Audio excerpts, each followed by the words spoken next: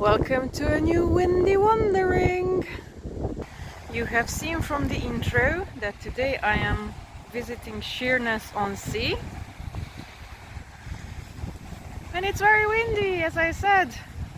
We had crazy windy days the last few days, and I was really hoping that it turns work today, but nope. I don't know how good or bad the audio will be, so I'll try to talk to you, and if it's really bad then I'll just put music over and some text, because as always I will want to tell you a little bit about the history of this place and some of the interesting facts and things that are in this area. Got distracted by the birds for a second, but they flew away. So, the location, Sheerness-on-Sea, is a small seaside town on the northwestern part of the Isle of Sheppey, at the mouth of the Thames Estuary.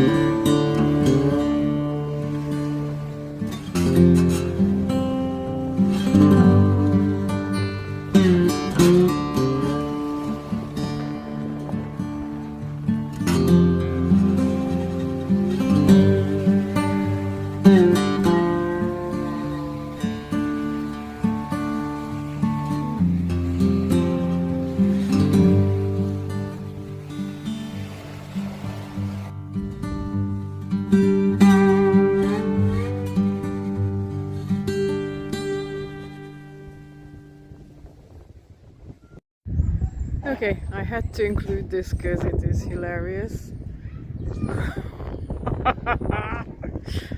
I am glad that the locals have a brilliant sense of humor. Yeah, I'll include this when I talk about the SS Montgomery.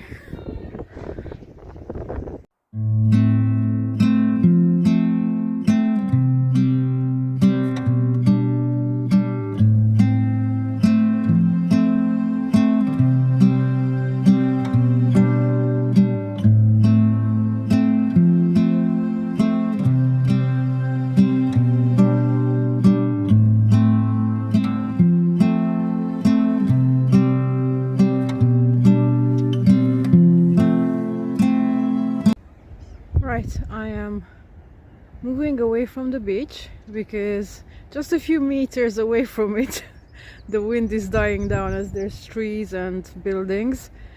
I try to talk, but I am sure that I will have to put up the transcript for it because it was just absolutely noisy.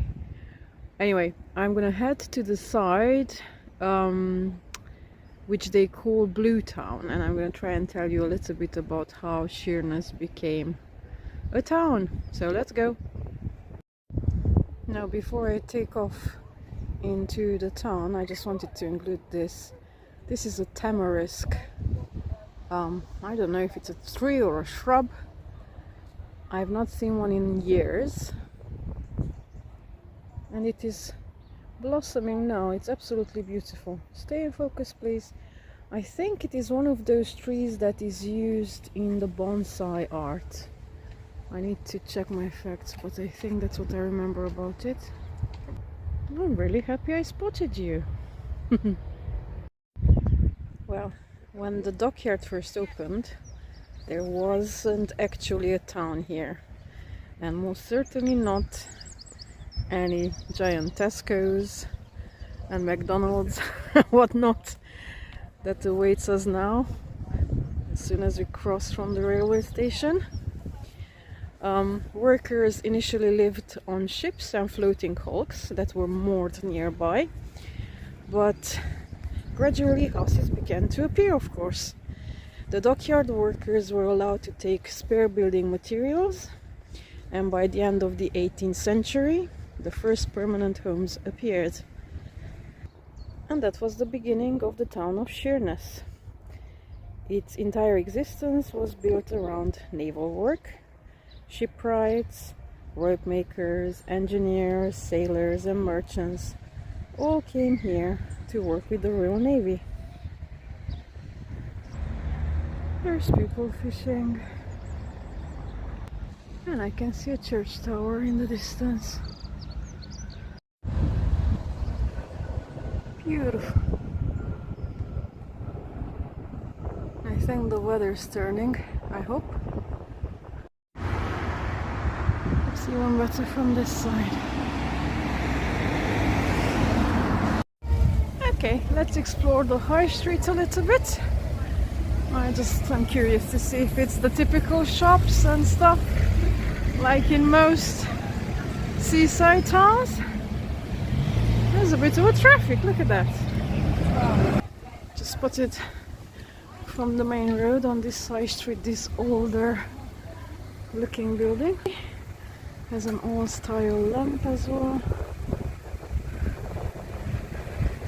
And a really not old style car in front of it. Chicken place, kebab and pizza, Indian, post office, oops, tackle shop. There's the local library. Okay, I wanted to include this tower clock because it's quite pretty and it's kept well. I've seen some beautiful ones in different towns that they completely don't care about, which is a shame. And there's its story. Sky is now beautifully blue. Okay, it's like a roundabout type thing. Different roads go in different directions. What's that way? There's a beautiful looking church building all the way down there, but I don't think I'm gonna walk that way. There's more stuff I wanted to see, so it so happens I'm just here. So let's have a look at you. If I can see what I'm filming as the sun is in my eyes. There we go. It's called the Holy Trinity Church. It is closed now. It's not a Sunday when I'm visiting, so I can't show it to you from the inside. There's loads of dandelion flowers everywhere. And I just turned around and I spotted this beautiful building. It says the Conservative Club. I know that the 1897 when it was built. It's beautiful. I wonder if they still as the headquarters of the party. I have no idea. Of the local party. Okay, we can see it better from here. And I'm back on the main high street. Right, there is loads of shops. And the high street is much longer than I expected it to be. There's the usual things, but there's also quite a few unique and standalone bits and bobs I spotted. And even if it's from the back, but I had to include Lady and her fabulous dog. Look at that. And there's a chippy or a fish and chips place to the non-UK viewers. There's a Chinese takeaway as well. And there's more, but I'm gonna take a different route. Out of the corner of my eye as I was passing, I looked this way.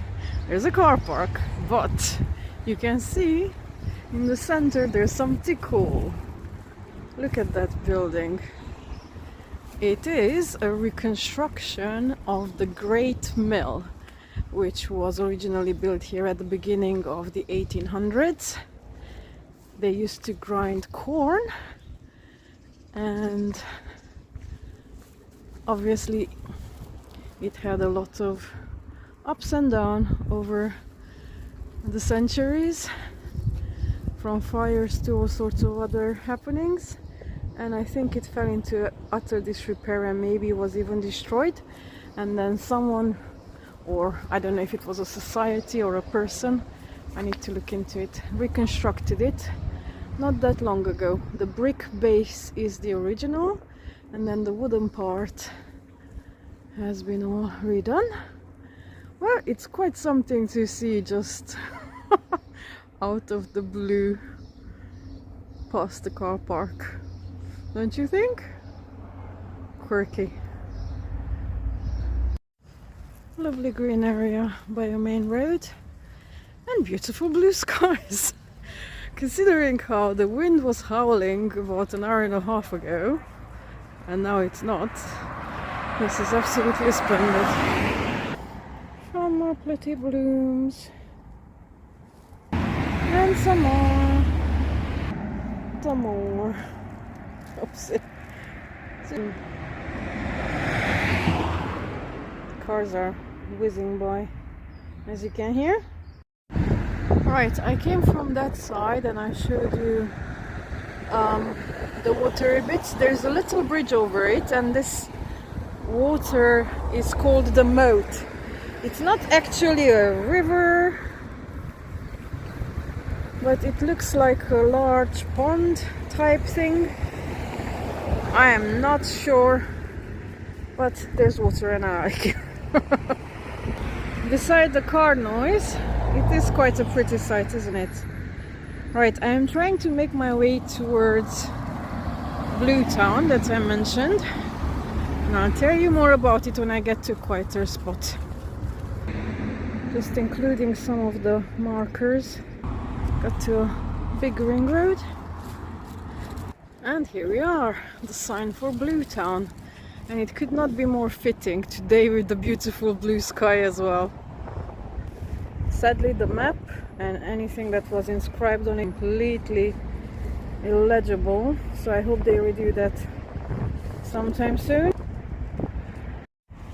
I'll share a bit of this and that I read up on it. Supposedly it is one of the most interesting historic areas, this Blue Town, and it has also one of the strangest origins of a place name. So this neighborhood developed next to the dockyard, which is a little bit further down, if I remember correctly from the map, and more to my right. What was I saying? Yeah, it developed during the Napoleonic Wars, and the houses here were built by dockyard workers, often in very cramped streets, squeezed between the marshland and the dockland wall. Just spotted this plaque, so I'll include it. You can pause and read it, because I'm trying to do the same. Had to include this anchor before I tell you the most unusual detail on how the area got its name. Workers painted their wooden houses with surplus from the naval blue paint taken from the dockyard, which preserved the wood from the damp sea air.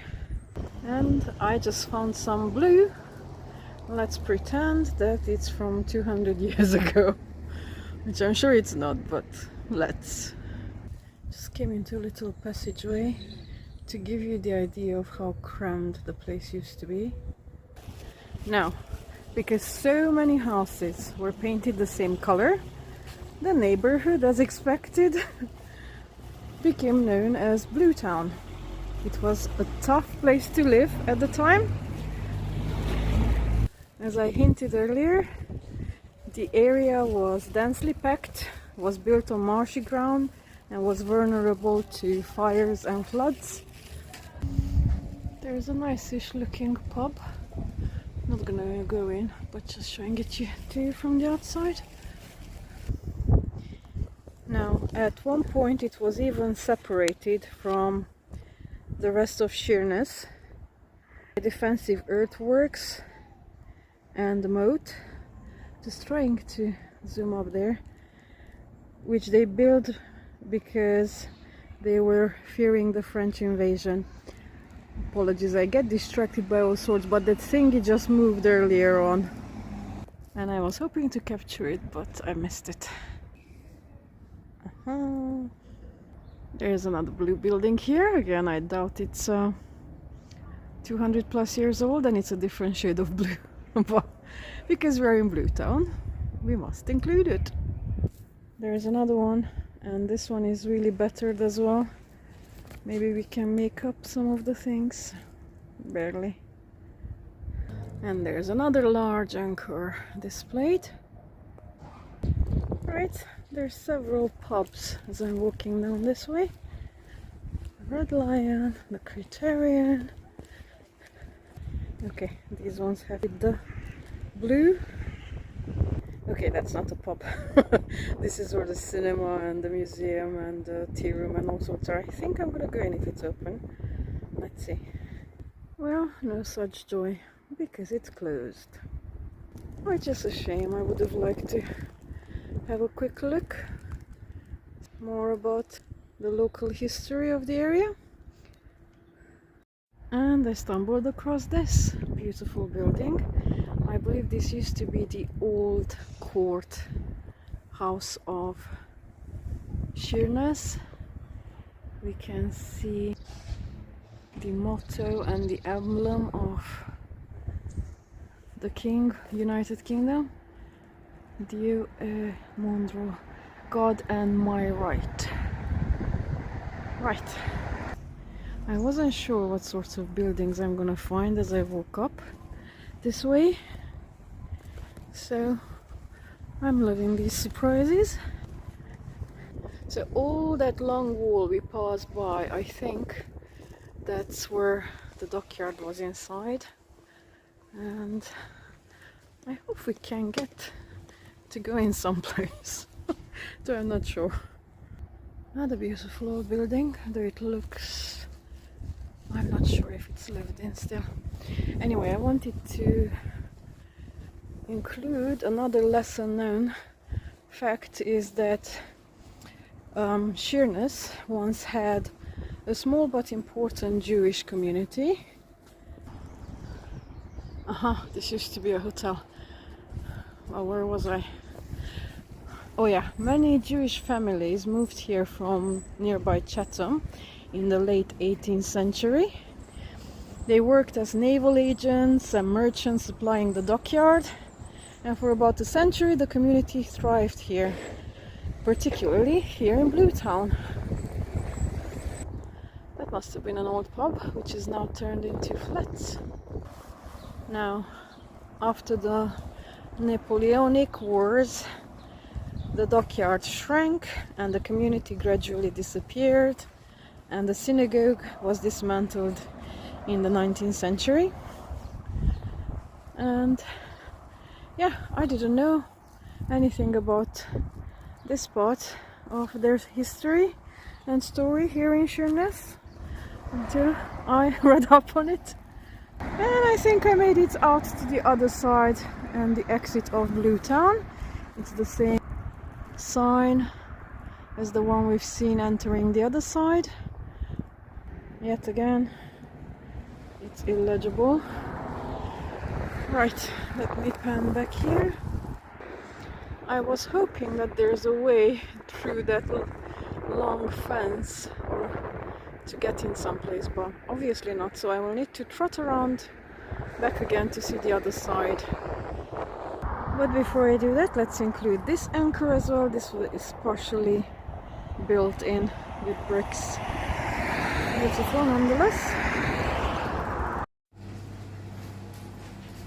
Had to try some fish and chips, and I found some old photographs of the area.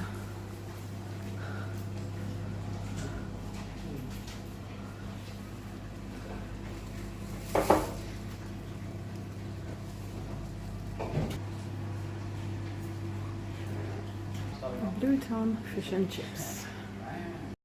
Okay, I ran out from the chip shop because the owner told me that there's something interesting happening, and let's see them. There's 4 or 5 little lambs or sheep. Somebody keeps them as pets. They're gonna come back this way. 4.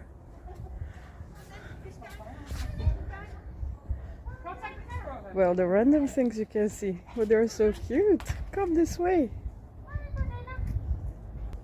Do you keep them as pets? Yeah, they are pets. Oh, they're lovely. I have not. What kind? I don't think I've ever seen like.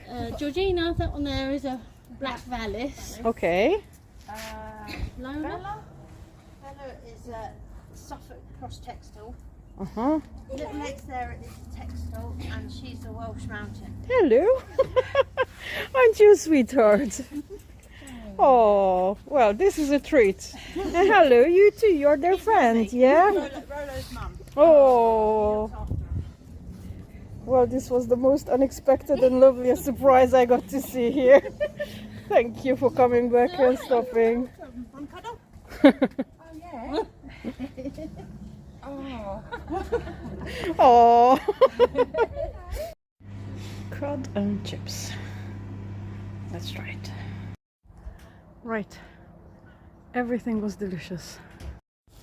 Seriously, it was. It was one of the best cods I had in years. And I'm not exaggerating, because sadly what's been happening in many chip shops, that many times they substitute the fish, you know, the piece of fish that they are supposed to fry, with reconstituted fish pieces, which is an amalgamation of bizarre things that contain fish as well, but has nothing to do with the real fish. So here, the cod and everything else that they sell is actual fish. And the owner was lovely. The place looks humble, but I'm telling you, it's worth coming to this side of the town if you're in Sheerness, because it was really delicious. And it's not just my opinion. When I went in, there were only 2 other customers, but whilst I was there, many others came, and everybody was very happy, and we all had a big chat along, which was absolutely fabulous. And this is why small towns are just lovely. Plus the sheep experience, I am sorted with lovely memories besides the historical parts. But let me stop going on about the fish and chips for now. Our wind is picking up again a bit. I was not sure how much walking I'm going to be doing today, but I am very close to 20,000 steps already, and I'm not finished for the day, so I really needed that refueling. Fancier building, and that's the church whose tower we saw from a distance. I'm gonna go closer to it on the other side, but I must include some beautiful green before I do that. Gorgeous horse chestnut trees and some happy birds. And there it is. It is absolutely beautiful. This used to be the Dockyard Church. Again, it was built in the first part of the 1800s, I think in the 20s. And as most buildings, it has gone through all sorts, including a major fire. And I think the pillars have been kept like that and on purpose to still show that. It isn't used as a church, it has been restored, and now it's some sort of, I don't know, offices and co-working space or something like that. There, I found it's called Island Works. So there's different bits and bobs in it. It is closed now. So I'm just looking through the gate. Oopsie.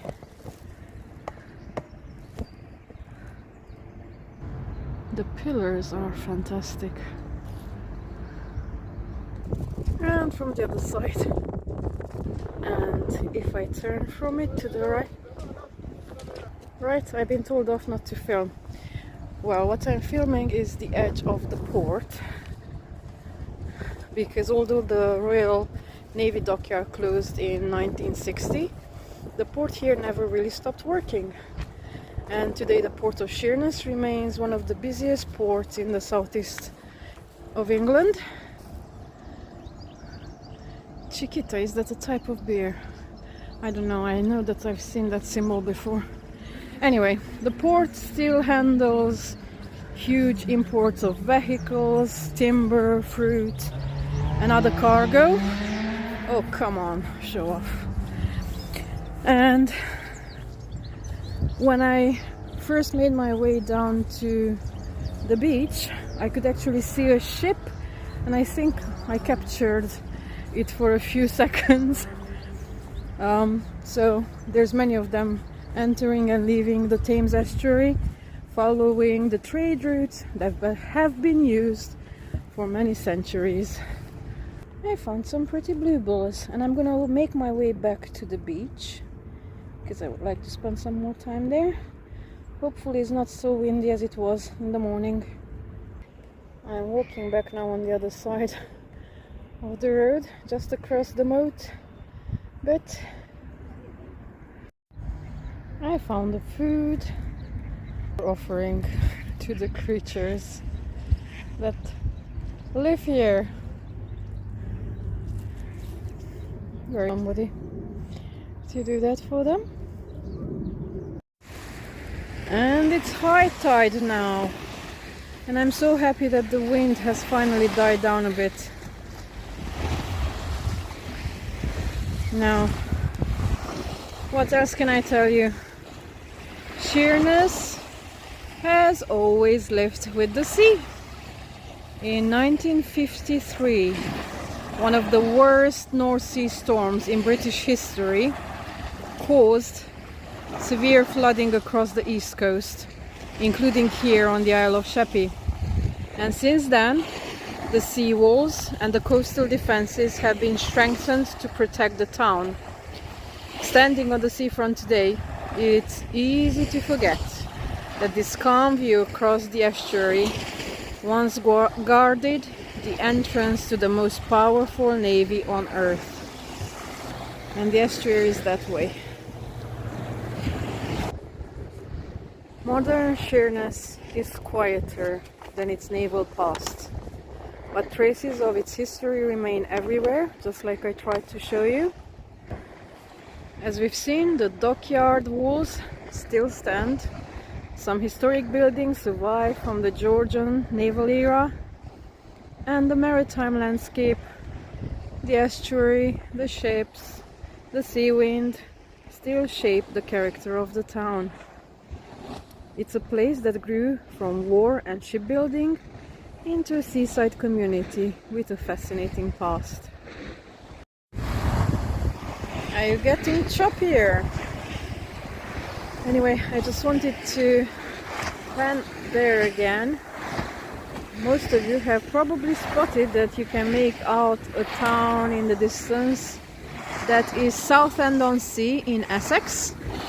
A couple of years ago, I took a boat trip down the River Medway into the Thames Estuary and across these waters coming from that direction and arriving into the Sheerness-on-Sea. It was quite a lovely journey, and as you probably guessed, there's a video or two or three about it. So if you're curious, make sure to check those out. And I think I will end my video here. I will be taking my time walking up, back that way. And if you ever make it here, I will just hope that you get to read up on it if you've not seen my video.